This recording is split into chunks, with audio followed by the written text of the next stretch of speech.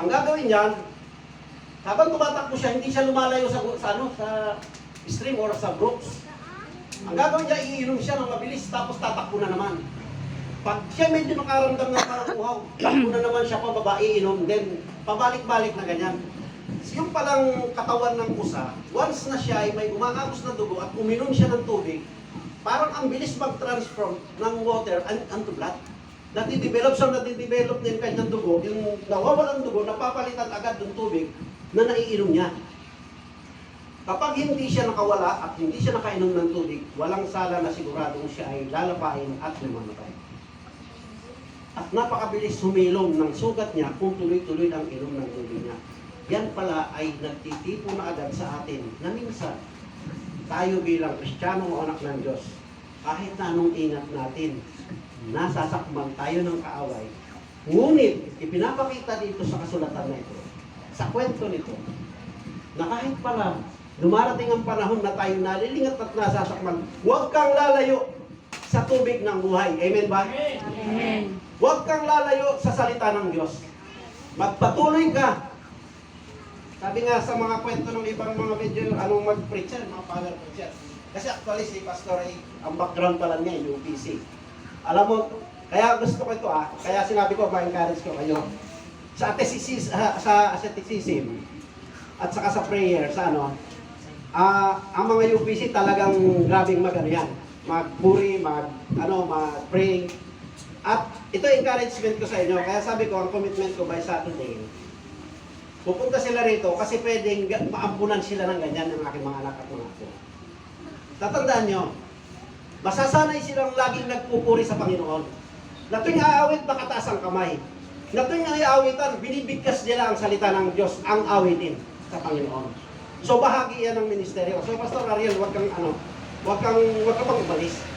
Tingin mo sa Diyos na huwag ka muna umalis. May paggamit, di ba? Kanya-kanya tayo. Huwag kang atras agad. Oo. Alam mo, nag-umpisa rin ako sa child ministry. Kumbaga, yung pastor na kasama ko, tagahawak lang niya ako ng Bible. Masaya na ako nakahawak ng Bible. Dahil dyan sa Maria, mga 3 years ako nakatira sa kumbento, madikit lang ako dun sa parisip Ingente, ay liad na ang dibdib ko, parang badang na ako. At maski awayin ko yung mga padre, hindi sila obra sa akin dahil malakas ako sa pari. Malakas din ako sa Diyos. Pero iba pala, di ba? So yung understanding ko noon. So, sige tayo ay dadako sa tema natin ngayong umaga. Ayun ka. Chok, hindi din yung chok sa bulsa ng bag. Yan, sa harapan niya. Paano lang, medyo mas nakakapag-express ako kung nagsusulat ako.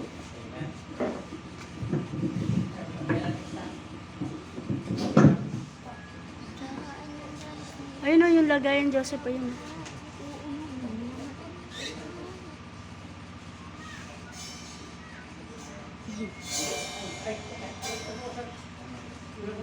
Ayan.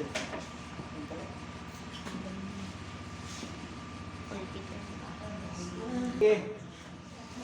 Tayo po ay magtutuloy sa binasa nating talata.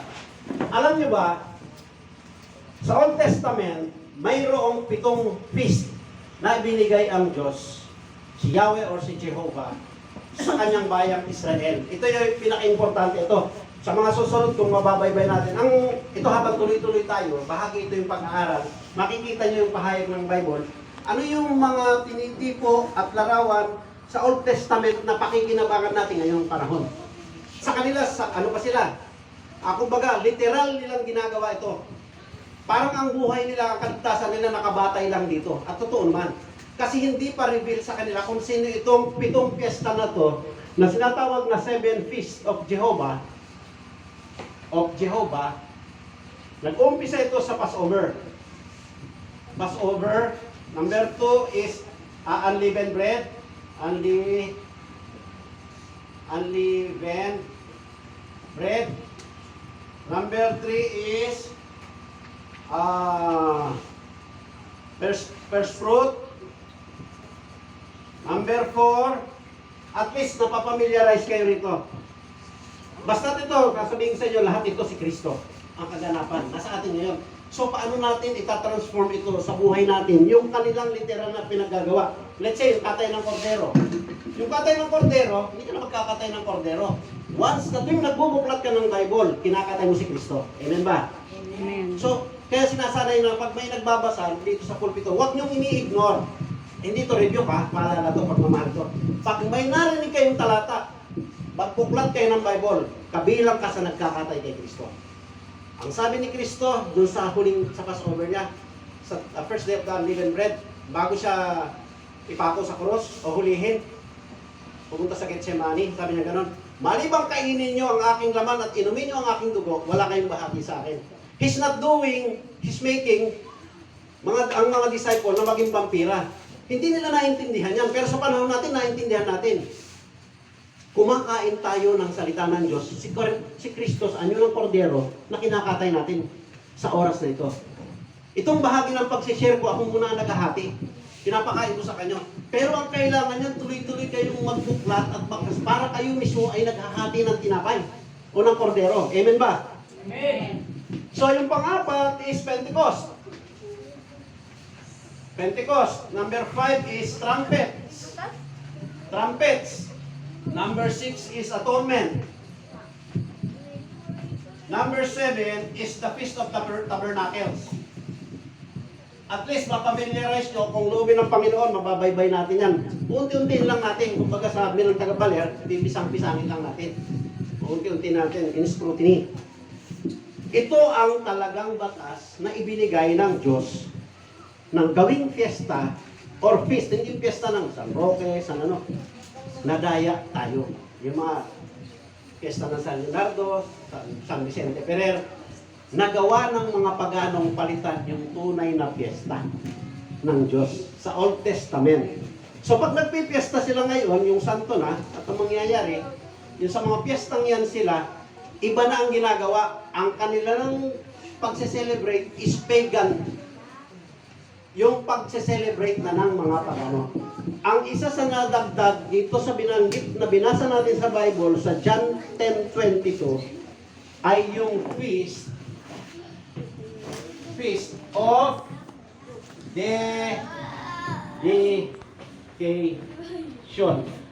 Si Kristo mismo nagpasakop dyan. Si Kristo mismo sumasali riyan. Yung 7 piyesta, sumasali si Kristo, pumupunta riyan. Pero mapapansin nyo, sa panahon na to, pumupunta siya. Pero nung namatay na siya at kinatay na siya, nabuhay na mag-uli, celebration na lang nito ng mga Hudyo at ng mga Kristiyano o tinatawag na firstborn church, itong ginagawang to. Pero hindi na sila nakafocus dun sa literal. Gaya ng ginagawa natin, nakafocus tayo doon sa tinatawag na pinoforeshadow o ano yung sinasalamin nung literal. So dito tayo sa Feast of Dedication. Nabanggit ko na to last year at gusto ko itong buksan ulit sapagkat tulad ng sabi ko, kung mayroon tayong tradition, gawin nating mas kapaki-pakinabang na tradition na talagang tutugma sa Bible.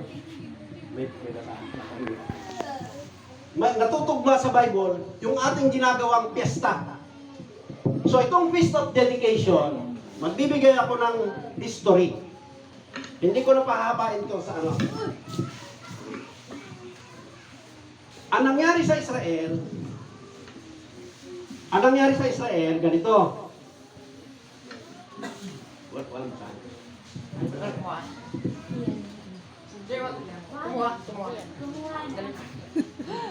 Muna sa naman. At least, eto. Hindi ko na ito pabubuksan sa inyo, pero hanapin nyo minsan.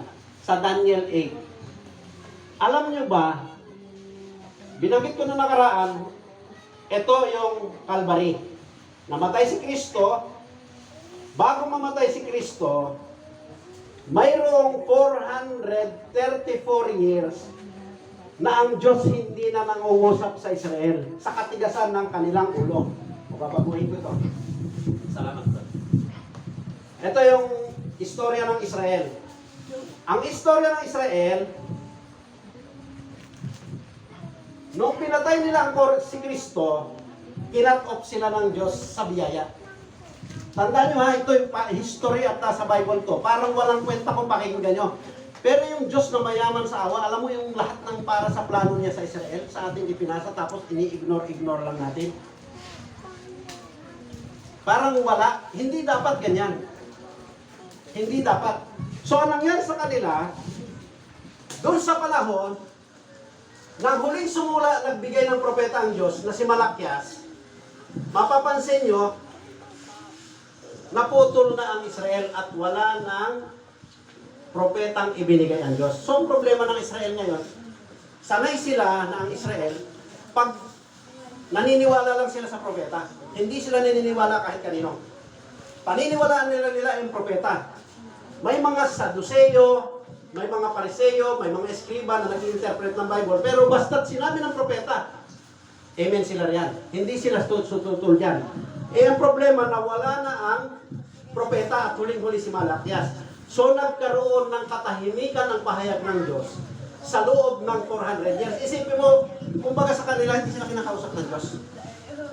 Pero sa bawat panahon mula sa Israel ay sa Egypt, kausap nila ang Diyos through Moses. O sige, puro milagro. Hinati ang dagat.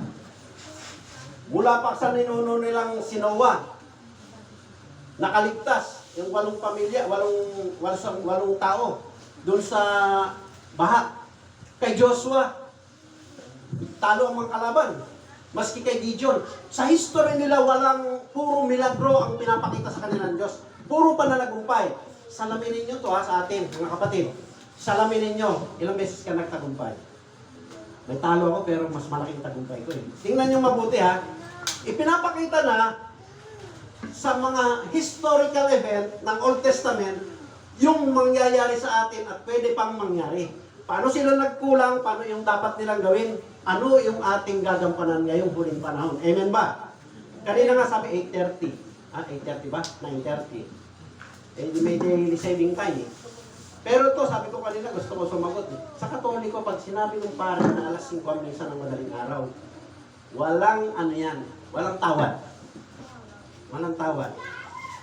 Doon pa lang, ibuhos na natin. Kahit sa oras pa lang. Yung regular na pag-attend natin ng Sunday, yung prayer, sabi ko ting madaling araw, bago matulog. Yan yung binabangkit kong dedication. So, balik tayo.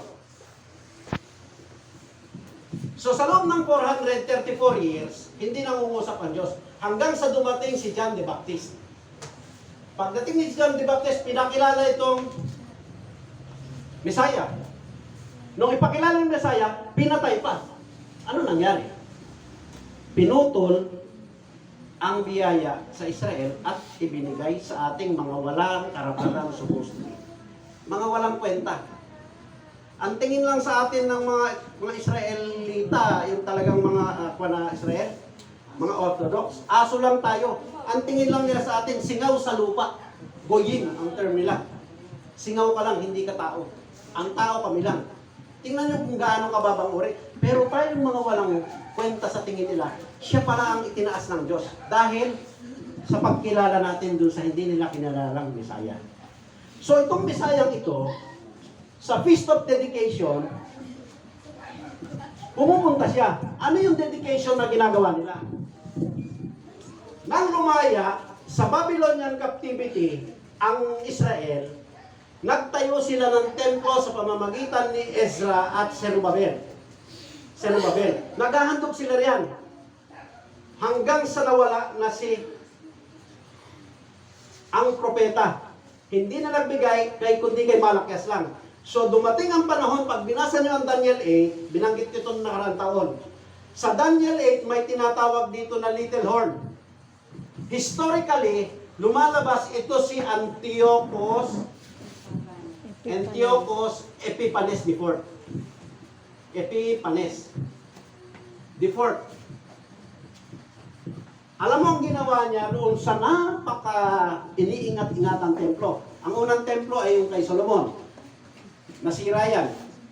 Sinira yan ni Nabucodonosor. Pagdating ng nakalaya sila sa captivity ng Babylonia through Persia, nagtayo sila ulit ng panibagong templo.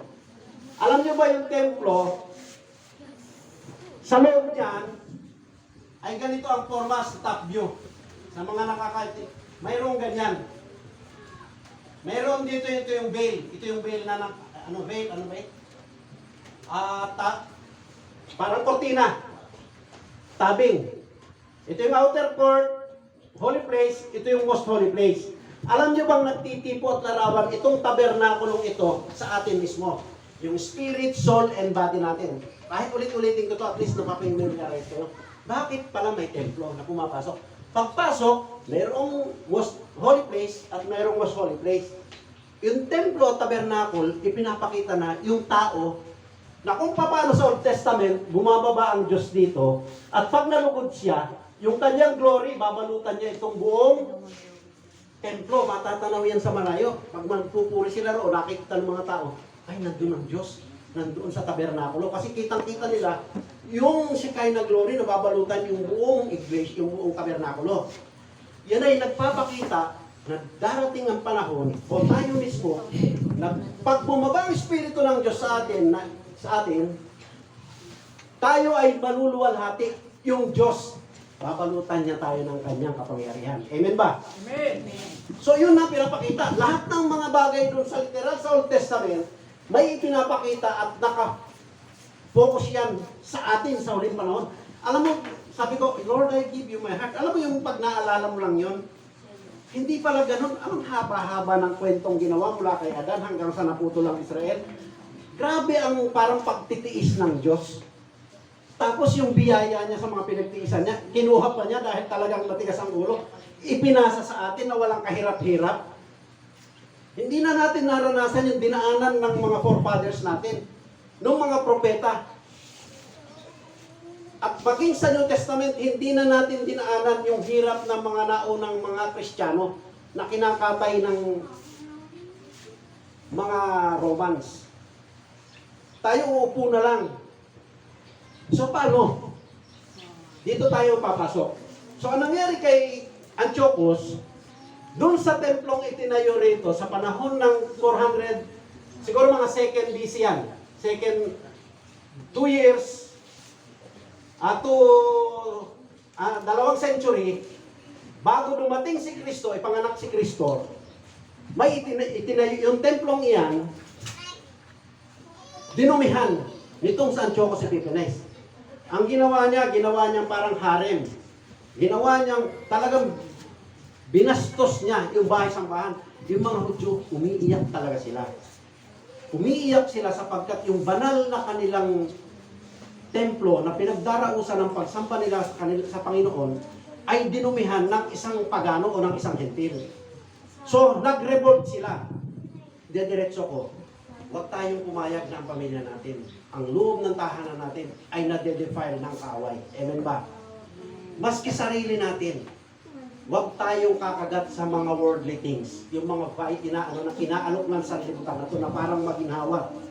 Mga bagay na hindi tugma o hindi nararapat sa paningin ng ating Panginoon. Kung paanong umiiyak yung mga Hudyo sa templong narumihan na yan, dapat tayong umiyak kapag narurumihan ang templo ng Diyos. Tayo mismo yung templo ng Diyos sa ngayon. Amen ba kayo? Amen. Ang kabuuan ng templo natin ay ang ating tahanan. Ang templo ng malawakan na universal ay itong church. Kung nakita-kita tayo ng iba-ibang sekta, iba-iba ang aral, iba-iba. Pero ang pagpupuri natin ay isa, amen ba? May iba tayong understanding, may iba tayong revelation regarding sa ganitong talata. Pero ibig sabihin, nagkakaisa tayo na hindi tayo dapat nadudumihan. Nagkakaisa tayo dapat na lahat dapat nagpupuri.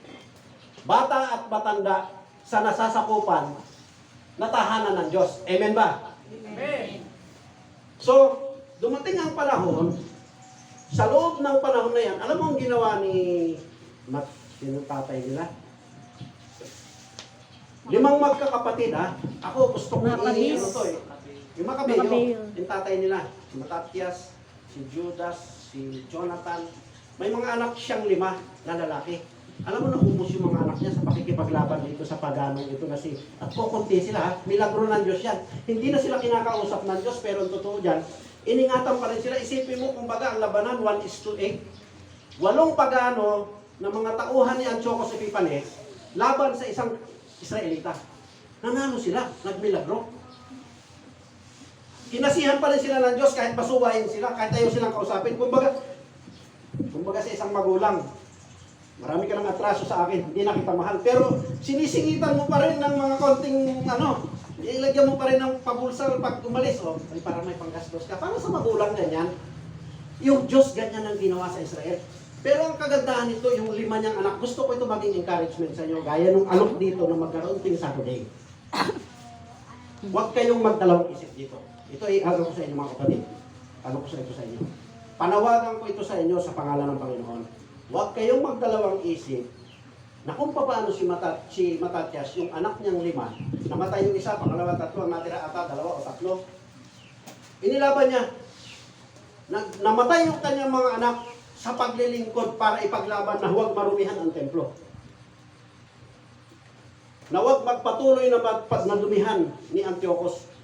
Isa siyang Syrian na may lahing Egyptian.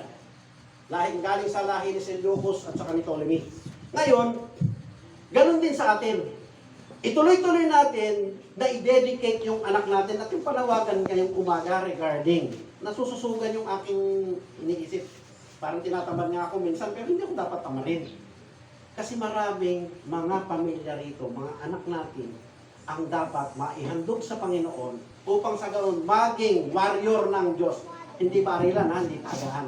Maging warrior ng Diyos o tagapaglingkod ng Diyos kung paano i-dedicate. Ibinuwis ng buhay ng mga anak ni Matatias yung kabuhay nila. At hindi nagdalawang isip na pasugurin ng ama yung kanyang para wag lang ma-defile ang templo na tuloy-tuloy. Ganon din tayo. Hello? Naintindihan niyo mga kapatid ang gusto kong iparating sa inyo? Amen. Amen ba kayo? Amen. So, anong nangyari? Dito sa panahon na yan, nagtagumpay sila. Napatay nila si Antiochus Epiphanes at alam niyo ba, pakibuksan nga yung Revelation chapter 2 verse 3. I-apply natin sa panahon ito. Alam niyo bang gumawa sila, sila sa loob kasi ng templo, mayroong sinisindihan dyan na yung menorah, tinatawag. Yung topic natin, Hanukkah or Rededication, ha? Hanukkah. Pakisabi lang, Hanukkah. Hanukkah. Yan, Hanukkah. Ibig sabihin dyan, dedication or rededication of the temple. Ulitin ko 7 lang ang piyesta na ibinigay ng Diyos na gagawin ng Israel. Ito ang nasingit. At makikita nyo si Kristo, sumunod siya mismo. Walang iba na ibang sinunod na piyesta si Kristo sa buong buhay niya, kundi yung 7 lang at saka itong nag-iisang ito. Yung feast sa John 10:22. Ano kaya ang ini-imply nito? Bakit? May nasingit na malagas. Itong mahalagang ito, papunta sa atin ang meaning. Hindi nila ito na-take, hindi nila ito pinakinabangan. So, ang sabi sa Revelation 2:1, pakibasa. Revelation 2:1. And to the angel of the church of Ephesus write, these things said he that holdeth the 7 stars in his right hand, who walketh in the midst of the 7 golden candlesticks. Tuloy. Yan lang. Yung candlestick, siyempre hindi na sila nakakapagpuri. Ang ginagawa dyan sa candlestick, nasa loob to ng most holy place. Ang ginagawa dyan, mayroong nakatabing candlestick dito o ilawan. Pag pumasok ang high priest, dahil madilim, may kuliling yan dito sa ganito. Pag pumasok siya, tumutunog yan, ibig sabihin naglalakad pa. Pag hindi na tumunog yan, ibig sabihin namatay na. Yung kaya may lubid yan, hinahatak palabas kasi hindi pwedeng pumasok doon sa most holy place kasi yung glory ng Panginoon hindi kayang pumapatay yan, nakakamatay. Kaya yung isang high priest, sa loob ng isang taon, yung high priest, sa loob ng isang taon, puro prayer lang siya. Hindi siya pwedeng masagian ng mga unbeliever o marumi, makasalanan. Kung hindi, pag siya nasagi ng ganyan, pati siya madudumihan. Naintindihan nyo? Napakahalaga niyan sa kanila. So, yung menorah nandun sa isang sulok, tuwing nagpupuri sila at naghahandog sa Panginoon, sinisindihan nila yan. Ang nagsisindi riyan ay yung yung high priest, may tabing yan, may tabing. So madilim, kailangan ilawan niya. Tapos yung kinatay na kordero dun sa labas, ipapasok niya yung dugo, iwiwisik niya. Kung nasiyahan ang Panginoon sa ginawa ng paghahandog ng high priest, bababa yung kanyang presensya. At lalagumin niya yung buong tabernakulo. Tingnan mo ang hirap nila kung paano nila mapababa o makausap o makadiling ang Diyos. Ngayon, simpleng-simple lang. Makakaniigulang sa pamamagitan ng kanyang salita. Sa kanila, hirap na hirap sila yan. So, nung naghahandog sila noon, nandun yung menorah. Nadumihan nga yung templo. Wala nang liwanag. Wala nang liwanag. Madilim na yung buong tabernakulo. Alam nyo yung mga ari ng babae at lalaki, pinagginawa niyang sinabit niya rito, ng chokos. Talagang pati mga baboy, hindi pwede sa Israel ang baboy. Nilagay niya talagang, kumbaga, sakit na sakit ang mga Israelita. Lord, I give you my heart. Dapat sakit na sakit ka kung may nangyayari hindi mabuti sa iyong sarili. Sa pagitan niyo ng Panginoon. Sa pagitan ng pamilya mo at ng Panginoon. Sa pagitan ng mga kapatiran at ng Panginoon. Amen po ba kayo? Isang encouragement ito. Tatandaan nyo. So to begin with, babalikan ko. Suportahan natin yung tuloy-tuloy na gawain dito na kung maaari parang may mag-midweek pa eh. Magkaroon ng ang dagdag na gawain. I-train ang lahat ng kabataan. Kung mayroong kilusin, si Pastor Ariel, kung kilusin siya ng tuloy-tuloy at huwag siyang paalisin, kadinahan siya rito, iway na. Di ba? Ako ganyan ang ano ko. Yan yung aking desire sa Panginoon. Mas nalulungkot ako na nakita ko siya ngayong linggo, sa susunod na linggo ay wala na siya. Pero kung lahat tayo mga kapatid, lahat may sigla na tuwing umaga ng linggo o anong araw tinakda ng pinuno ng tagapamuno ng simbahan ito, na magkikita-kita tayo, lahat nakahanda, lahat. Hindi puno ngayon, wala next week. Maaga sa susunod na, nung nakaraang linggo, late, nung sumunod na linggo, ito hindi. Tuloy-tuloy, na mararamdaman ng mananampalataya na kausap niya ang Diyos at maligaya siya na pumapasok dito sa iglesia ito. Amen ba? Amen. So, inaalala ko nung pagpupunta ng Katoliko, pagka medyo bago ang pantalon at bago ang sapatos, ang aga sa church, medyo taas-taas pa. Yan ang ano eh. Pero dito hindi. Kung ano, magtutuloy-tuloy tayo nagsisharing habang walang ginagawa, hindi pa dumarating actual na gawain, nagkukumustahan. Pinapaalalahanan kung anong kulang ng isang pamilya, kung ano ang dapat gawin ng isang pamilya. Yan ang aking himok sa inyo. Magtanong kayo. Tanong kayo, halimbawa, kay Pastor, sa akin, kay Sister Mona, yung mga tagapanguna rito sa iglesia, huwag kayong mahiya. May sasabihin yan sila sa inyo. Amen ba? Amen. So, sige, tutuloy tayo. Alam nyo ba, itong menorah na pinailaw nila, milagro to. Ang langis nila, nung sindihan nila, pang isang araw lang. Pero nagtataka sila, ito historically, at tingnan nyo kahit basahin nyo to sa history ng regarding sa feast na to. Nung ilawan nila, yung 7 ilaw na yan sa loob ng 9 days, pang isang araw lang supposed to be yung langis. Pero nagulat sila, kaya hindi ito malimutan ng mga Hudyo. At ito mismo, kasama si Kristo na rito, sa Feast of Dedication. Kasi inaalala nila to na kahit ang Diyos parang pinabayaan na sila, o pinabayaan na talaga sila, hindi na nagpadala ng propeta, mahal pa rin sila ng Diyos. Nagmilagro, hindi namatay dito. Sumindi ito sa loob ng 9 na araw.